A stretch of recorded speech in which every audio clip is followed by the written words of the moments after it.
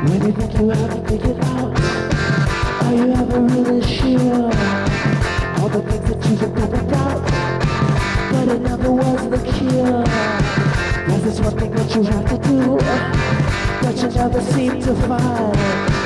And the first thing that you find is true, is the last thing on your mind.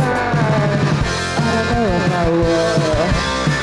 Representing the Universidad Torcuato Di Tella, my name is Valeria, Regina, Javier, Rodrigo, and Jonathan. I would like to introduce you to Jurados, world's largest McDonald's franchisee, representing 5.6% of global sales and housing 7% of McDonald's total branded restaurants worldwide. Arco has exclusive right to own, operate, and sub-franchise restaurants in a total of 20 countries and territories in Latin America and the Caribbean. The MFA agreement regulates the relationship with McDonald's and is done for an initial term of 20 years and has an extended period of 10 years. Its CEO and largest shareholder is Wood Staten. Arco is listed in NYSE and has an effective post-IPO return of minus 44%. Arco's operations are divided into 4 regions: Brazil, Caribbean, NALA, and SLAD, and has almost 2,000 restaurants in all territories. 47% of 2012 revenues were generated by Brazil, main revenue contributor. We issued a whole recommendation. We base our recommendation on two main growth drivers that are QSR sector growth and also a leading position in an unpenetrated market. However, operating in emerging and also developing countries, we believe that macroeconomic risks could affect the operation. In 1967, the first McDonald's restaurant was opened in Puerto Rico. Jurados commenced its operations as a result of the acquisition of McDonald's Latin business led by Wood Staten through a management buyout. Main world events like Olympic Games and FIFA World Cup are expected to boost sales in Arcos. Let me describe now the QSR segment. It has low entry barriers, customers are price takers, it is high competitive, it has a growing trend towards healthy food and mutual dependency between Arco and its suppliers. Competition ranges from international restaurant chains to regional and local restaurant operators. Key players are McDonald's, Burger King, Subway, and KFC. McDonald's brand is the largest in Latin America and the Caribbean, with a market share of 9.9% compared to 3.1% of its closest competitor Burger King, and being even higher than its next 5 competitors combined. Arco's market is still underpenetrated in Latin America and the Caribbean. Total McDonald's branded restaurants per million people in the territories is almost 12 times smaller than in the US. The fast food segment shows future growth potential as well. Latin America's compound annual growth was significantly higher than that of the US, and it is expected to be even greater in upcoming years. The main reasons for this difference are expanding disposable income and higher population growth rates in Latin America and the Caribbean. Population demographics in Latin and Caribbean are ideal for QSR markets, since its target customers are young adults and families with children. Arco's operations have benefited from its highly populated territories, in which almost 28% are under 14 years old and 46% are under 25 years old. Experts declare that total employment growth has a strong correlation with QSR comps, being this a positive sign for Arco due to expecting Latin America's decrease in its unemployment rate in upcoming years. Arco has 3 main measures to evaluate its sales performance, all of them system-wide. Average restaurant sales, sales growth, and mainly comparable sales growth, which refers to same-store sales, and it's also named comps.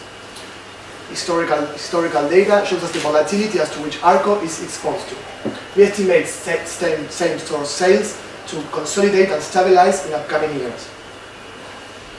Cost structure will continue to represent a challenge for Arco, as main cost lines will remain relatively constant. We foresee lack of flexibility to reduce costs. We expect revenue's compounded annual growth rate to rise to 22% in the next 7 years. Expansionary capex is vital in order to succeed in this, but also re-imaging capex. We must not forget that this capital outflow is really resource demanding. We should also say that Arcos is showing negative operating working capital and will continue to succeed in showing negative working capital in the future. This working capital is vital in order to finance capex in a cheap way. Arco's dividend policy is expected to remain stable in upcoming years, but this is dependent on the company's future performance, as Arco has restrictions from his MFA contract and from debt contracts. Arco's debt ratios remain stable after last debt issuance, so there's room for parking additional debt on its balance sheet. Credit metrics improve as EBITDA grows in line with projected expansion. To perform our evaluation, we only weighted DCF approach due to Arco's unique characteristics. We didn't weight multiples due to the lack of these characteristics in major competitors. At a geographical level, selected companies operated in a reduced and different territories. Subway is a non-public company. And Alsea is a multi-brand, which only 2 out of 8 brands belong in the QSR industry. However, we consider that Alsea is a weak but a reasonable comparable, so just as a sanity check, we calculate these multiples arriving to these prices for Arco. Due to the lack of reasonable comparables, multiples valuation represents 0% of our target price. Our target price is composed by the free cash flow to the firm and the free cash flow to the equity, equally weighted. We took into consideration macroeconomic and company fundamentals to estimate all white components, resulting in these values. To the tax rate and to the risk region premium, we estimate a weighted average, taking into consideration revenues by country to total revenues. And for the beta, we unlevered Arco's market-adjusted beta and relevered with our own target debt-equity value ratio. Finally, we arrived to a 14% WACC for the free cash flow to the firm, a 17.8% cost of equity for the free cash flow for the equity, and maintaining a debt enterprise value of 27.2%. Arco's price is strongly influenced by a combination of these estimations and assumptions. We estimate EBITDA for each region, resulting in the consolidated growth of 16.2%. We estimate FX rate, inflation rates, and local market conditions. Finally, we estimate CapEx by region to cope with the expected expansion and a management strategy. Valuation by fundamentals represent 100% of our valuation.